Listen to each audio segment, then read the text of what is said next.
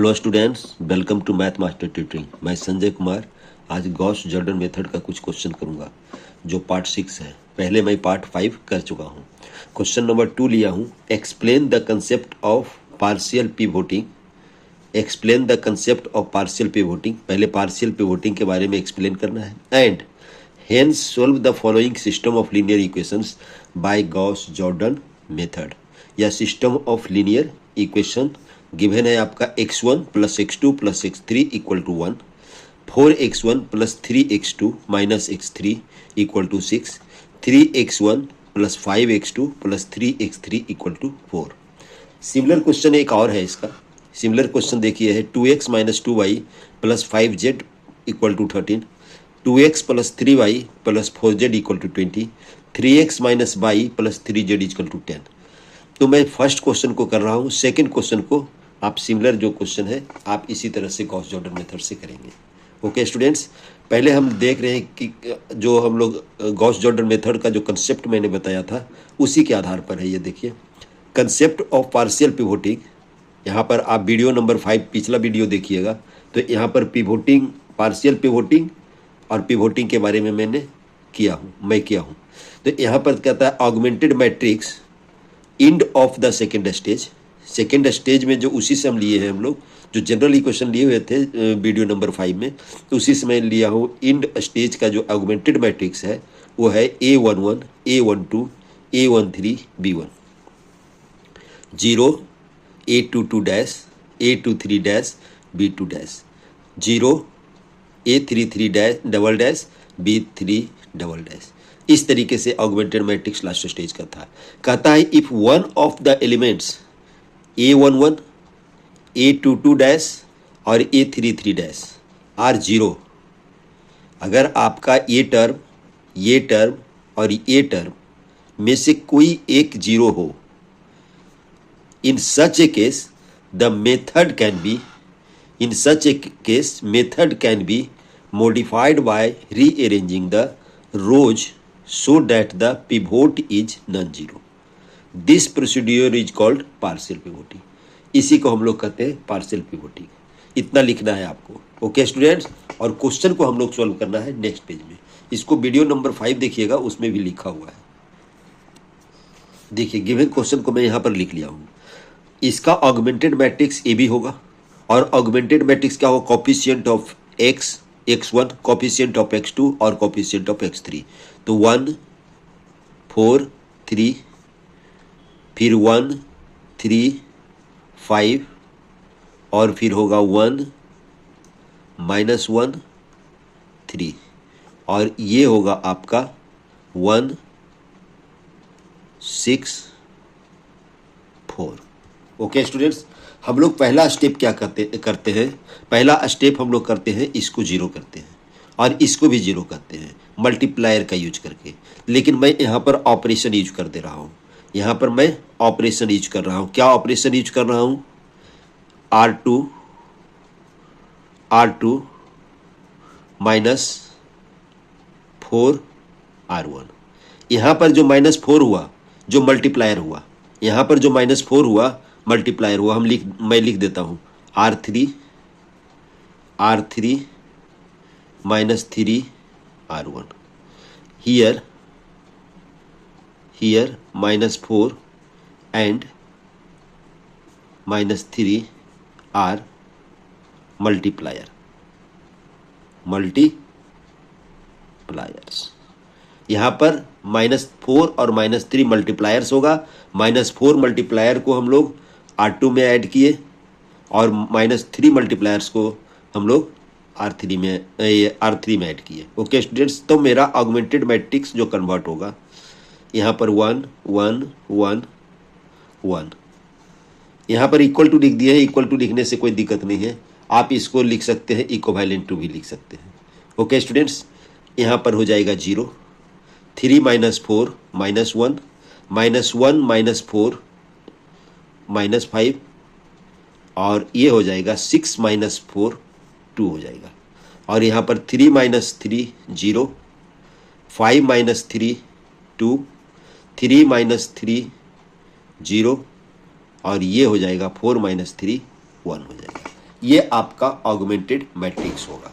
Okay students, अब हम लोग क्या करेंगे, एक दूसरा ऑपरेशन लेंगे हम लोग, इसको जीरो करेंगे। ओके स्टूडेंट्स, इसको जीरो करेंगे तो इसका ऑपरेशन क्या होगा, देखिए इसका ऑपरेशन क्या होगा। अब मल्टीप्लायर इस तरीके से लेंगे, ऑपरेशन R3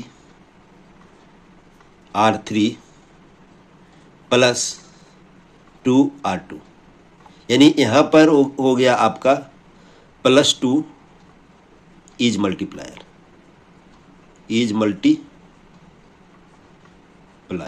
यहां पर +2 हो गया आपका मल्टीप्लायर हो गया। तब क्या करेंगे, इसमें कोई चेंजिंग नहीं आएगा, इसमें कोई चेंजिंग नहीं, इसमें कोई चेंजिंग नहीं, इसमें कोई चेंजिंग नहीं, यहां पर भी कोई चेंजिंग नहीं आएगा, यहां पर भी कोई चेंजिंग नहीं आएगा, यहां पर हो जाएगा ये 0, और इससे 2 से मल्टीप्लाई करके क्या कर रहे हैं, इसमें ऐड कर रहे हैं तो हो जाएगा 10, यहां पर 2 से मल्टीप्लाई करके इसमें ऐड कर रहे हैं तो हो जाएगा आपका 5। ये आपका ऑगमेंटेड मैट्रिक्स बना, ये आपका ऑगमेंटेड मैट्रिक्स बना। अब हम लोग क्या करते हैं, गॉस जॉर्डन मेथड में क्या करते हैं, इसको भी साइमल्टेनियस, यानी हम लोग बाई को यहाँ पर हम लोग बाई को, यानी बाई के जगह पर यहाँ पर x2 है, x2 को फर्स्ट रो से भी एलिमिनेट करेंगे, x2 को हम लोग फर्स्ट रो से भी एलिमिनेट करेंगे। तो eliminating x2 from first row से जब एलिमिनेट करेंगे तो क्या होगा, इसको जीरो करना पड़ेगा, इसको जीरो करना with the help of second row. तो हम लोग ऑपरेशन क्या करेंगे, इसमें ऑपरेशन करेंगे R1 प्लस R2, यानी इसमें R1 में R2 को ऐड कर देंगे, यानी मल्टीप्लायर -1 हो गया आपका, मल्टीप्लायर हो गया। देखिए आपका ऑगमेंटेड मैट्रिक्स क्या हो जाएगा, हम लोग R1 में इसको ऐड कर रहे हैं तो इसको 1 + 0 1, 1 - 1 0, 1 - 5 -4, 1 + 2 3, और ये क्या हो जाएगा, कोई चेंजिंग नहीं होगा, बाकी R2 और R3 में कोई चेंजिंग नहीं होगा, -5 2 0 0 10 5, यहाँ पर 10 और 5, यहाँ पर सॉरी -10 था, ओके, यहाँ पर आपका -2 से मल्टीप्लाई करके इसमें ऐड किए थे, ये -10 होगा। यहाँ पर देखिए क्या लिखे थे, R3 + 2R2, R3 + 2R2 दिया तो -10 होगा। ओके स्टूडेंट्स, यहाँ पर भी -10 होगा। ओके स्टूडेंट्स, नाउ अब क्या हो जाएगा, x1 - 4x3 = 3, और ये हो जाएगा -x2 - 5x3 = 2, और ये हो जाएगा आपका -10x3 = 5। ये इक्वेशन 1 सपोज कर लिए, ये इक्वेशन 2 सपोज कर लिए, ये इक्वेशन 3 सपोज कर लिए। फ्रॉम इक्वेशन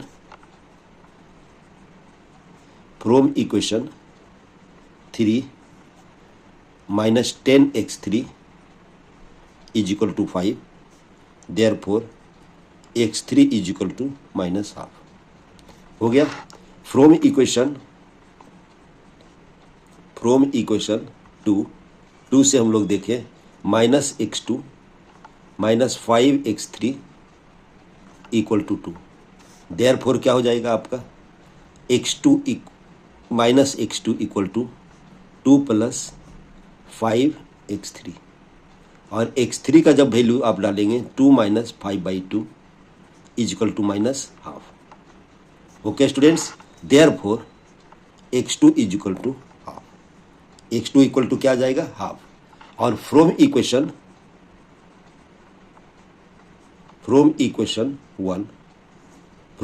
1 से क्या आ जाएगा आपका, फ्रॉम इक्वेशन 1 से आ जाएगा x1 = 3 + 4x3 और x3 का वैल्यू कितना है आपका -12, यानी 3 minus 4/2 equal to 3 minus 2 equal to हो जाएगा 1।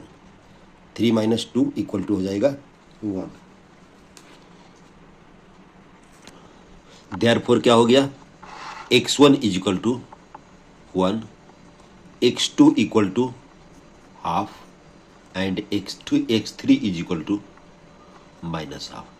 ये हुआ आपका गॉस जॉर्डन मेथड से। अगर गॉस मेथड से आप करना चाहते, अगर गॉस मेथड से करना चाहते तो आपको यहाँ पर इस ऑगमेंटेड मैट्रिक्स में आपको बैक सब्स्टिट्यूशन मेथड यूज करना पड़ता। अगर हम लोग गॉस से एलिमिनेशन मेथड से करते तो यहीं पर हम लोग गॉस एलिमिनेशन मेथड में यहीं पर हम लोग को बैक सब्स्टिट्यूशन मेथड यूज करना पड़ता है। जैसे हो जाता है x1 plus x2 plus x3 equal to 1, minus x2 minus x3 equal to 2 और माइनस 10x3 इक्वल टू 5। इससे भी आंसर वही आता है। ओके स्टूडेंट्स, हम नेक्स्ट क्वेश्चन लेते हैं। हम लोग देखिए नेक्स्ट क्वेश्चन है, solve the system of linear equations 0.0001 x plus y equal to 1, x plus y equal to 2। ये आईपी यूनिवर्सिटी में आया हुआ क्वेश्चन है। यूजिंग गॉस एलिमिनेशन मेथड, हम लोग को गॉस एलिमिनेशन मेथड यूज करना है in order to applying no pivoting. पहला क्वेश्चन है आपका नो पिवोटिंग, दूसरा क्वेश्चन है आपका पार्शियल पिवोटिंग, दूसरा क्वेश्चन है आपका पार्शियल पिवोटिंग, यानी नो पिवोटिंग का एक बनाना है हम लोग को क्वेश्चन और एक पार्शियल पिवोटिंग का।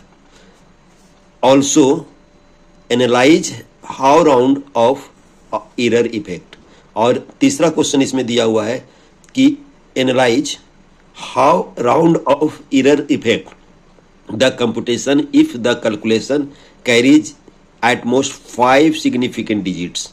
5 सिग्निफिकेंट डिजिट्स पर हम लोग को फाइंड आउट करना है ऑफ प्रिसीजन्स, यानी राउंड ऑफ। ठीक है, तो इसमें सबसे पहले बात जब हम लोग कैलकुलेट करेंगे 5 सिग्निफिकेंट डिजिट से, calculation are carried out with 5 significant digits. इसका मतलब हम लोगों का जो नंबर ऑफ डिजिट जो सिग्निफिकेंट का है इक्वेशन का, हम लोगों को लेना है ये। जैसे मान लिया जाए 1 को 5 सिग्निफिकेंट डिजिट्स में लिखना रहेगा तो क्या लिखेंगे, 1.1 को लिखना रहेगा तो 1.0000, 5 डिजिट्स आना चाहिए इसमें। 2 को लिखेंगे तो 2.0000 और 0.001 तो ऑलरेडी है 5 सिग्निफिकेंट डिजिट्स में, देखिए ये ऑलरेडी है। तो इस तरीके से हम लोग 5 सिग्निफिकेंट डिजिट्स लिखेंगे। तो इसका सबसे पहले ऑगमेंटेड मैट्रिक्स जो होगा तो हो जाएगा 0.0001 और उसके बाद बाई का कोफिशिएंट 1 है तो लिखेंगे इस तरीके से हम लोग 1.0000। ओके स्टूडेंट्स, और ये 1 का जो वैल्यू लिखेंगे फिर 1.0000, इस तरीके से लिखेंगे हम लोग 5 सिग्निफिकेंट डिजिट्स के कारण। दूसरा लिखेंगे 1.0000, 1.0040 और 2 को लिखेंगे 2.10, 20, 30, 40। इस तरीके से लिखेंगे हम लोग ऑगमेंटेड मैट्रिक्स। यहाँ पर पिवोट वैल्यू क्या है, यहाँ पर पिवोट वैल्यू देखिए A11 ये पिवोट वैल्यू होगा आपका। पिवोट वैल्यू इसमें होगा,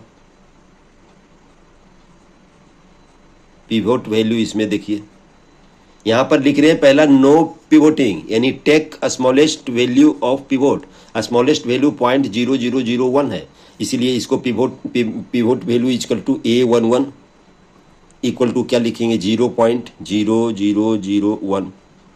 ओके स्टूडेंट्स, अब हम लोग कहते हैं सेकेंड रो से हम लोग x को एलिमिनेट करें।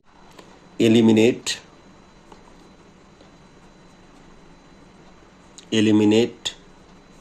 x फ्रॉम सेकेंड रो, यही तो हम लोग करते हैं। सेकेंड रो से हम लोग x को एलिमिनेट करेंगे तो इसमें ऑपरेशन क्या करेंगे, ऑपरेशन करेंगे R2 माइनस 1.0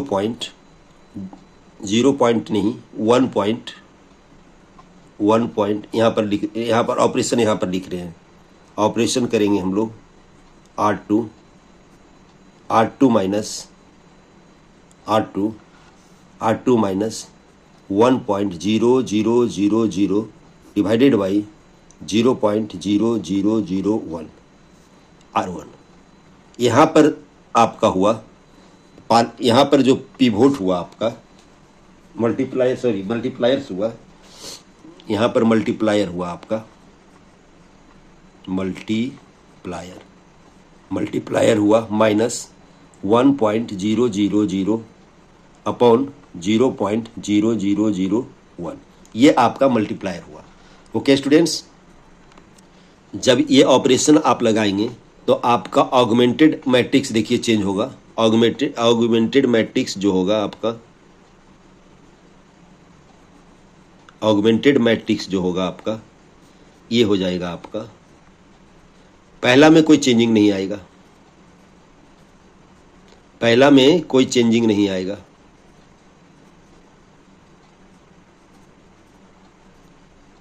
पहला में कोई चेंजिंग नहीं आएगा।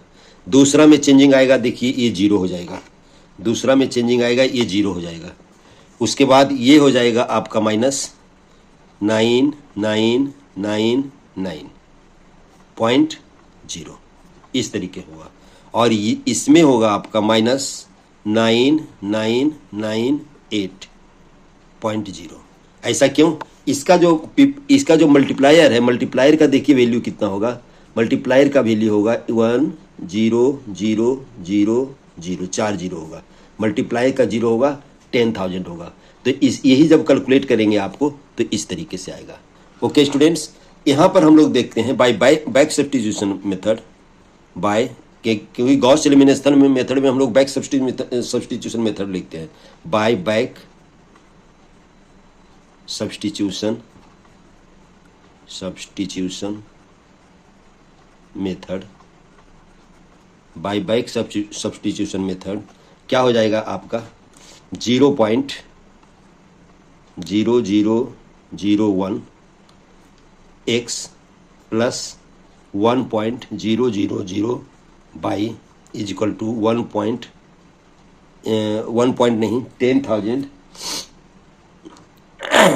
यहाँ पर पॉइंट है, पॉइंट गलती से छूट गया है, 1.000, यहाँ पर पॉइंट था, पॉइंट गलती से छूट गया था, यहाँ पर पॉइंट होगा। ये हो गया first equation.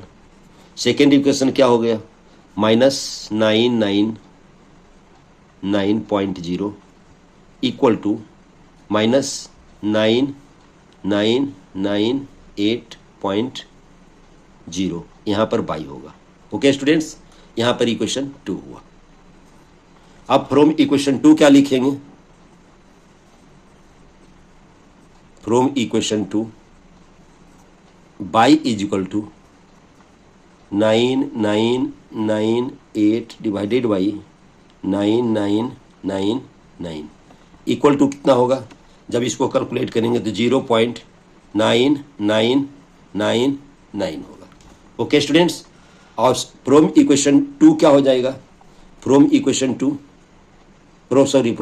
1, from equation 1 x is equal to होगा 0.0001 x, ये 1 लिखा हुआ है, x equal to 1 minus 0.9999 equal to 0.0001। Therefore x का जो वैल्यू होगा 1.000। ओके स्टूडेंट्स, इस तरीके से हम लोग का कैलकुलेशन होगा। ओके, समझ में आया होगा। तो x का वैल्यू हो गया, देयरफॉर x का वैल्यू क्या हो गया, x का वैल्यू हो गया आपका 1.000, y का वैल्यू कितना हो गया आपका 0.999, ये हो गया x और y का वैल्यू। ये किसके लिए हम लोग फाइंड आउट किए थे, ये हम किए थे नो पिवोटिंग के लिए। अब हम लोग पिवोटिंग के लिए करेंगे। ओके स्टूडेंट, नेक्स्ट पेज में देखिए, फॉर सेकेंड केस में हम लोग लेंगे partial pivoting. Take largest absolute value in the current pivot column. Current जो पिवोट कॉलम था, करंट पिवोट कॉलम क्या था आपका 0.001 और 1.0000।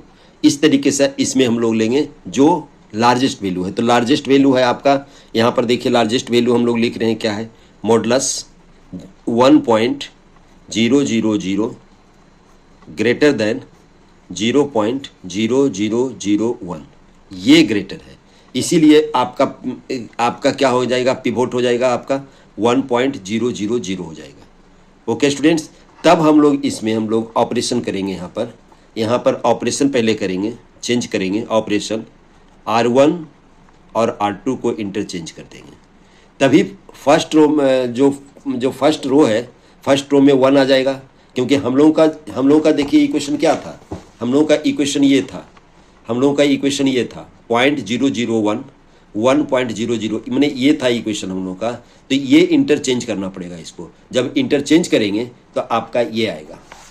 जब आप इसको इंटरचेंज करेंगे ऑगमेंटेड मैट्रिक्स में, तो ऑगमेंटेड मैट्रिक्स आपका आएगा, आफ्टर ये ऑपरेशन जब यूज करेंगे तो ऑगमेंटेड मैट्रिक्स आपका आएगा, ऑगमेंटेड मैट्रिक्स आएगा 1.000।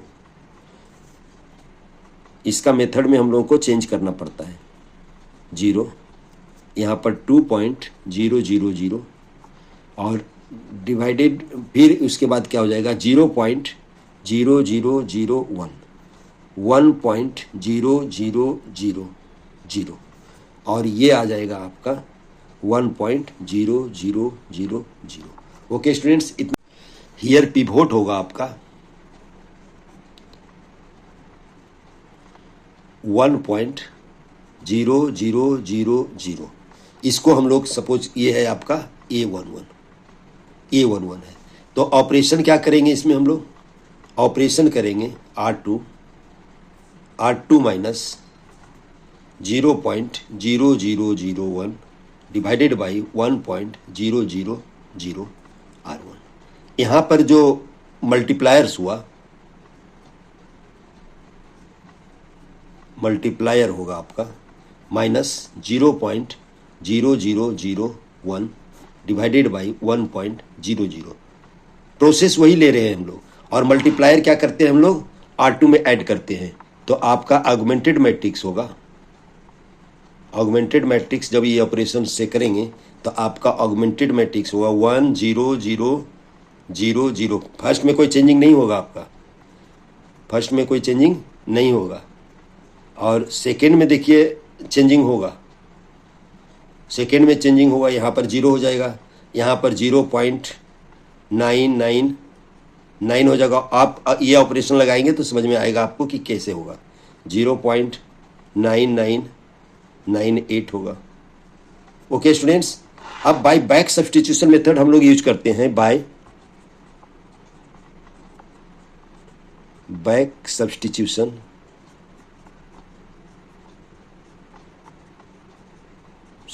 मेथड। जब बैक सब्स्टिट्यूशन मेथड जब हम लोग यूज करेंगे तो क्या हो जाएगा आपका, x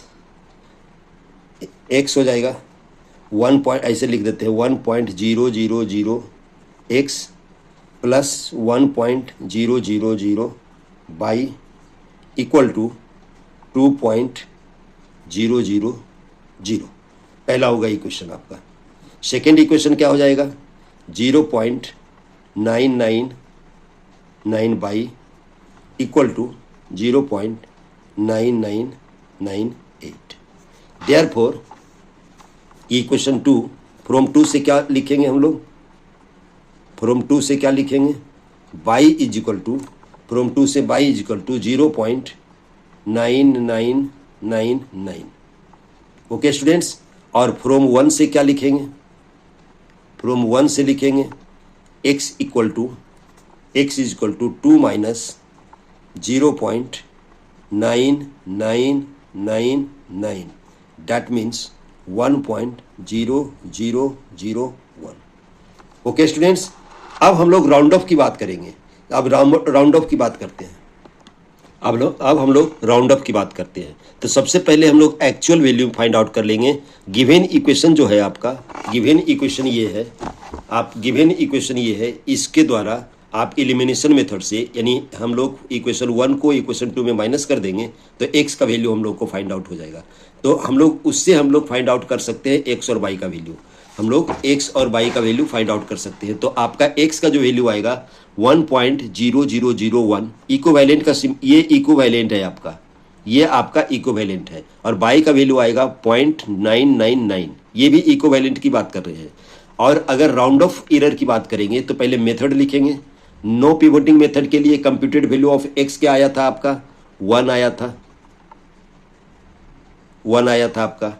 और कंप्यूटेड वैल्यू ऑफ y कितना आया था, 0.9999।